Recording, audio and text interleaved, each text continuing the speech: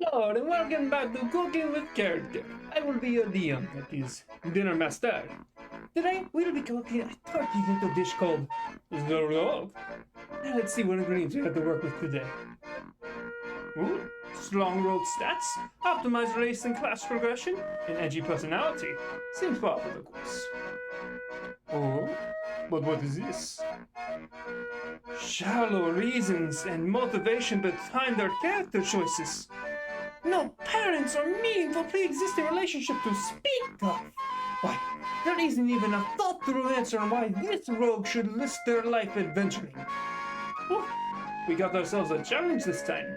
It's going to take a lot of work to make this backstory into a satisfying character. I mean dish. Alright, well, I hope you're all doing well today. I'm Bardic, and today we're going to be talking backstories. So why is this needed? Well, D&D is more than just a war game or video game. It is a role-playing game, and unless your other characters and DM have agreed upon that the game is going to be entirely mechanical or not RP-focused, having a well-defined and fleshed-out character is going to make your RP and game in general much more satisfying. A character is more than the sum of their parts, and your character sheet is much more than the sum of its stats. So you need to create a solid backstory, because a solid backstory is the foundation upon which you build your character.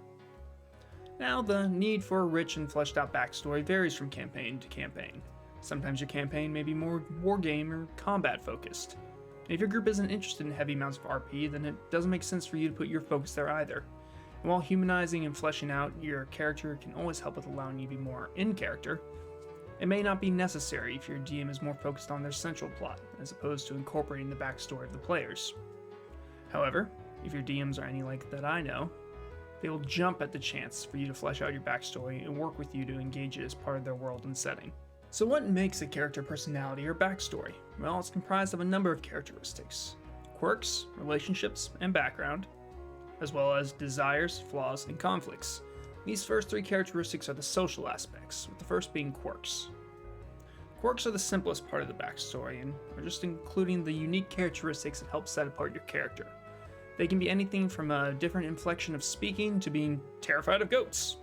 Not only do they allow you to include details that really humanize your character, or unhumanize them depending on the race, and make them feel less like a character sheet cutout, but they allow you to make distinctions that separate yourself from your character, hopefully allowing yourself to have these quirks to rely on if you feel yourself coming out of character, not being able to make in-character decisions. So next up is relationships. Relationships are the bread and butter of the social aspects, and are often ignored when building a character.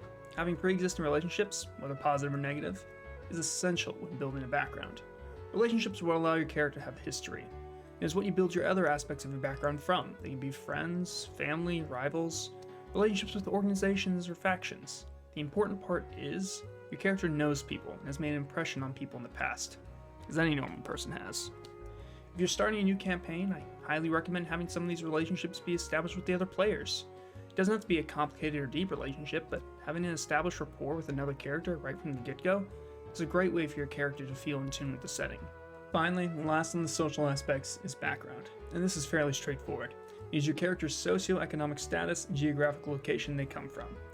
And while this has less to do with directly determining who your character is or how they act, as it never should, it helps to determine what and who they know, and like in real life, it indirectly affects the way in which your character views society and the world, informing their biases and creating the presumptions they examine the world through. So when creating your character, try to empathize with where they come from in life, and think about how that might alter their views on the world, and how that might make them differ from your own. Next up is the internal aspects, the first being desires. If your characters become an adventurer, it makes sense for them to have desires, or why else they might be risking their life fighting monsters, exploring the world. They don't need to be grand or fantastic, they can simply be, I want to be able to support my family and this is what I'm good at. Or if you want to be a little bit more edgy, I was depressed and bored with my normal life, and the near-death experiences of adventure makes me feel alive. The point of desires is that they drive your character to take action, and they help to make your action and character dynamic. And then we have flaws. If you want to make a compelling character, these flaws will generally be part of what hinders your character from fully achieving their desires or becoming fully realized, as it creates a deeper obstacle for them to grow to overcome. An important thing to note, a flaw is meant to be a hindrance or a place of growth for your character, not the other members of your party. If you decide your flaw is tied to greed, for example, a good direction to go in is to make sure it results in your character taking riskier choices at their own expense for the chance of greater reward, not hindering the other members of your group and calling your player's greed your character's trait. Remember, it's your character's flaw, not you as a player's flaw. These desires and flaws leading to what is generally a fantastic launching point for why your character is adventuring: the conflict. Now, a character's conflict does not have to be against other people. It could be man versus self, man versus God, or man versus society. The important part is your character has some sort of conflict driving them to adventure. So, building a backstory isn't always easy. Sometimes you have an element or a theme worked out, but you don't know where to go from there. So I'm going to show you the two simple techniques I use for building a character. The first is the base to build, and the second is to use for further development or involvement within the world. The first technique we're going to use are the 3 questions. These questions are simple and straightforward, but should help in getting you to think about where your character comes from and why they should be an adventure. So the first question, what are your short-term goals? This is asking, what is it that you're currently trying to do? If I gave you 1,000 gold and a horse, what would be the goal you immediately pursue? This is one commonly found when you make an adventure with a quest in mind. I want to find the man who killed my family. I want to find the medicine to cure my village. I want to find my father. These goals should have very concrete steps on how you are to pursue them, and the lack of the ability or means to pursue them is always a good initial reason for why you are an adventurer, as you accumulate the means and abilities to pursue this goal. Second question, what are your long-term goals? So this is about what are your dreams or ambitions? What is it that you want to achieve more than anything, even if you don't know how? What is the pinnacle of your ideals on how the world or yourself should be? This one is intentionally a lot more vague, as it is likely to change as you continue the campaign, but it's typically fairly grand, if you'd like. I want to become a master mercenary, I want to discover immortality, or even, I want to create a safer world. The short-term goal is what starts your adventure, but the long-term goal is what keeps you adventuring instead of resting on your laurels like a sane person. An adventurer needs a lofty goal, no matter how immaterial, as it is what allows you to have a motivated character past the mid-levels, where you likely have the ability to solve your immediate problems. Finally, we have the final question. What is your call to action? Why are you, yes you, right now in this moment an adventurer? Because normal sane people don't go out risking their lives fighting monsters.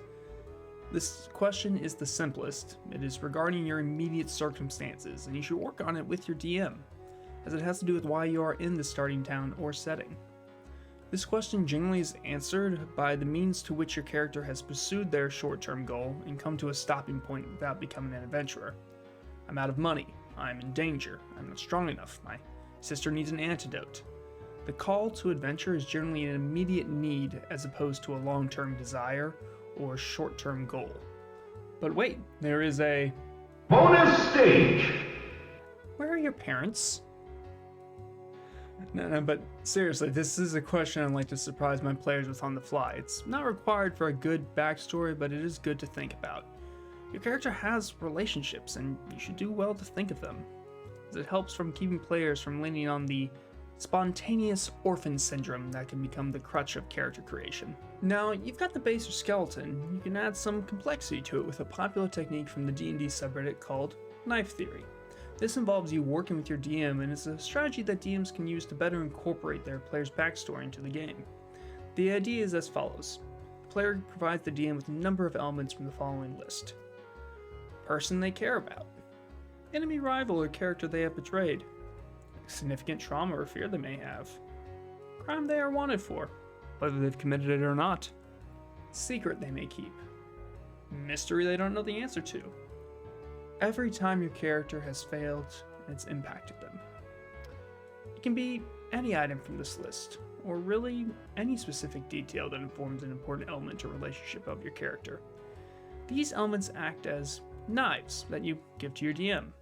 Your DM can then use these knives in the story, inserting these plot elements into the narrative, metaphorically stabbing you when you aren't expecting it, allowing your character to have greater personal investment and you as a player to have greater emotional investment. Just to give an example, say you have a character who is the ex-high-ranking member of a mercenaries guild. They could have left the practice in disgrace after having failed a bodyguard mission. Taking their place was their rival, who always wanted their position. The person they were guarding left behind a child who blames the character for their parents' death. And the person they were protecting died to oozes, leaving your character with a fear or phobia of them. There, from that simple description, you now have 4 knives you are giving your DM. Now, this depends on the campaign and the number of players, but there's a balanced amount of knives you want to give your DM. You want to give them enough that they can pick and choose which ones to incorporate or bring in, and you are surprised and not expecting it. However, too many is a good sign you have a bloated backstory, and your DM will likely leave out many aspects of it that they may have been more important to you. These knives help to make the game more interesting and personal to players, and I suggest knife theory to any DM who wants to get their players thinking more in character and involved in the story on a personal level. As with the sketch at the beginning of this video, your character is like a fine dish you are cooking, and your backstory has many of your ingredients.